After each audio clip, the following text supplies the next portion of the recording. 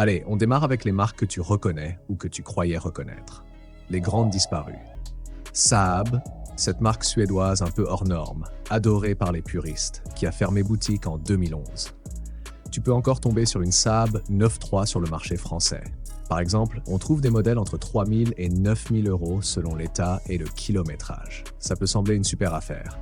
Mais voilà le piège. L'électronique est souvent vieillissante. Certains capteurs ou modules coûtent un bras à remplacer.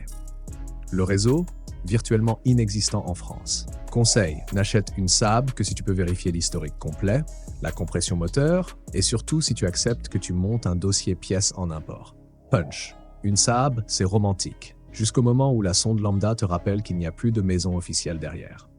Rover MG Rover. Ensuite, Rover, symbole du style anglais, du raffinement à la British. Sauf que la faillite en 2005 a laissé un vide énorme. Plus de réseau, des pièces dispersées et une fiabilité très inégale selon les modèles. Par exemple, j'ai vu des annonces pour une Rover 75 d'année 2000 pour 3 990 euros pour 133 000 km. Le problème, corrosion sur les soubassements, électronique de plus en plus capricieuse et les garages qui connaissent la marque sont rares. Conseil, si tu veux une Rover, exige un historique limpide, privilégie un modèle bien suivi et ait un bon budget pièce en tête. Punch. Si ta Rover tombe en rade, tu vas devenir spectateur de ton auto depuis le bord de la route. Lancia. Ah, Lancia. L'italienne qui faisait rêver avec ses rallyes, ses versions sportives, son héritage. Aujourd'hui, en France, quasiment introuvable hors version ancienne. En occasion, certains modèles comme la Y d'année 2007 se négocient autour de 4 000 à 6 000 euros, mais pour les versions vraiment entretenues. Par exemple, j'ai repéré des annonces à 4 990 euros pour un modèle essence de 2007. Le souci, réseau quasi inexistant, pièces de carrosserie rares et revente compliquée. Conseil, si tu veux une Lancia, vise une version bien entretenue, accepte les délais de pièces et anticipe une revente difficile. Punch, Lancia veut renaître, mais pour l'instant, elle marche sur des braises. Daewoo, marque coréenne qui a été absorbée, qui a tenté le coup, mais s'est fait absorber sans grande gloire. Aujourd'hui, les modèles sont ultra accessibles. Tu peux en trouver pour 1000 à 2000 euros sur certains modèles urbains. Ex, Matiz, ancienne génération. Le revers de la médaille, certaines pièces spécifiques sont devenues introuvables ou chères. Le suivi depuis peu d'années n'aide pas. Conseil, parfait si tu veux une voiture ultra budget pour ville, mais évite-la si tu comptes faire beaucoup de kilomètres ou voyager loin. Punch, une Daewoo, c'est sympa, tant qu'il ne faut jamais importer une pièce que personne ne fabrique plus. Voilà pour les 4 premières grandes disparues. On n'a pas encore fini. On passe tout de suite à d'autres marques qu'on croyait mortes ou qu'on croit encore en vie. Elles roulent encore, mais plus vraiment vivantes. Chrysler. Chrysler, la marque américaine, en Europe, c'est devenu trouvé à moitié prix, mais avec facture doublée. Tu peux encore tomber sur une Chrysler 300C d'année 2006 à 2009 pour 8 000 à 12 000 euros selon kilométrage et finition.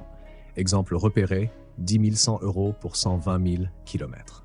Le souci, réseau quasi inexistant, pièces d'import, consommation qui flirte avec le budget essence d'un TGV. Conseil, prends une Chrysler seulement si tu as un atelier prêt à commander aux États-Unis et un budget plan B pour entretien.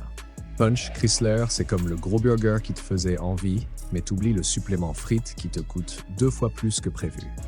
Pontiac, le muscle car US des années folles. En France, projet compliqué. Le culte est là, le risque aussi. Conseil, si tu veux vraiment une Pontiac, considère-la comme un hobby expensive, pas comme ta auto de tous les jours. Punch, Pontiac, c'est la fête foraine qui ne ferme jamais. Sauf que t'es dehors, et tu dois payer encore pour revenir. Daihatsu, marque japonaise mini-citadine. Fiable, oui. Mais elle a quitté l'Europe en 2013.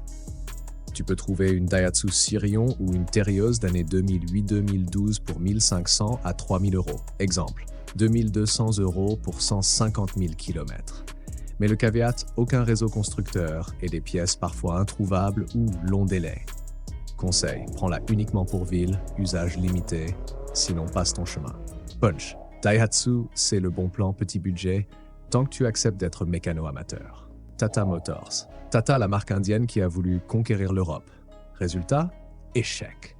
Tu peux trouver une Tata Vista ou une Tata Indica d'année 2006-2011 pour 1000 à 2500 euros, kilométrage modéré. Le hic, pièces quasi introuvables, support absent, revente quasiment nulle. Conseil, juste pour passionnés, bricoleurs ou collectionneurs à petit budget. Punch, acheter une Tata, c'est comme adopter un chien sauvage, attachant mais faut avoir les grilles pour le contenir. Smart, ancienne thermique. Les petites Smart Fortwo, essence ou diesel, tu les vois partout à prix mini. 1000 à 3000 € pour des années 2007 à 2011. Le problème, la marque a viré au 100% électrique. Les garages compétents pour l'ancien moteur sont aujourd'hui aussi rares qu'un chargeur iPhone en 2010. Conseil, évite si usage quotidien et tu veux pas galérer. Punch, une vieille Smart thermique, c'est fun. Jusqu'au jour où ton garagiste te regarde avec des yeux de poisson mort. Ok, on a vu les marques qui étaient déjà en train de rentrer dans le tunnel. Maintenant, on arrive à celles qui sont encore debout, mais sur des béquilles. Marque fragile ou sur la sellette. SsangYong KGM, le constructeur coréen des SUV pas chers qui a vécu une reprise, un rebranding en KGM. Tu peux encore tomber sur un SsangYong Tivoli ou un Corando d'année 2016 à 2020 pour 10 000 à 15 000 € selon finition. Exemple, on en a vu à 12 500 € pour 60 000 km. Mais voilà, réseau très réduit, garantie constructeur incertaine, pièces spécifiques aléatoires. Conseil, passe ton chemin sauf si tu es prêt à te débrouiller tout seul. Punch, SsangYong, c'est le Ouimet des SUV. Ça a l'air bon, mais tu ne connais pas le chef. Infiniti, marque premium de Nissan, partie d'Europe de l'Ouest en 2020. L'Infiniti Q50 ou Q30 d'occasion peut se négocier entre 20 000 et 30 000 € pour des versions haut de gamme. Mais attention, pièces rares, entretien premium, réseau très limité ici. Conseil, vise Lexus si tu veux du premium japonais sérieux. Punch, Infiniti, c'est le VIP dans un club privé, où tu n'as pas la carte accès. DS Automobile. DS, marque premium française du groupe Stellantis. Elle existe, mais elle est fragile. Une DS7 ou DS4 hybride récente peut se trouver pour 30 000 à 40 000 € en occasion, mais les versions plus anciennes essence diesel d'avant 2020 sont déjà très décotées, ex 20 000 € pour 5 ans. Le risque, décote rapide, réseau distribution encore en construction. Conseil, prends-la si tu as historique nickel et version récente. Punch, DS veut être le chic français, mais parfois elle est juste le chic qui vend moins. Et pour finir, la petite mention spéciale, Alpine. La marque n'est pas morte, mais elle est un pari. Une Alpine A110 d'occasion coûte facilement 60 000 à 80 000 € pour un modèle bien conservé. Mais si tu cherches la petite Alpine d'entrée, ça existe, mais le réseau est ultra spécial. Pièces chères. Conseil, parfait pour passionnés, pas pour budget. Je veux rouler tous les jours sans stress. Punch. Alpine, c'est le haut voltage du plaisir, à condition que ton porte-monnaie suive. Alors, qu'est-ce qu'on fait maintenant? Si tu veux vraiment acheter malin, vérifie toujours. Pièces disponibles, garage qui connaît la marque, valeur de revente dans 3 ans. Et surtout, si tu as aimé cette vidéo, abonne-toi, active la cloche et dis-moi en commentaire quelle marque t'a le plus surpris. On prépare bientôt une suite, les 5 modèles cachés issus de marques en péril qui valent encore le coup. Allez, roule malin, évite les embrouilles et on se retrouve vite pour du lourd.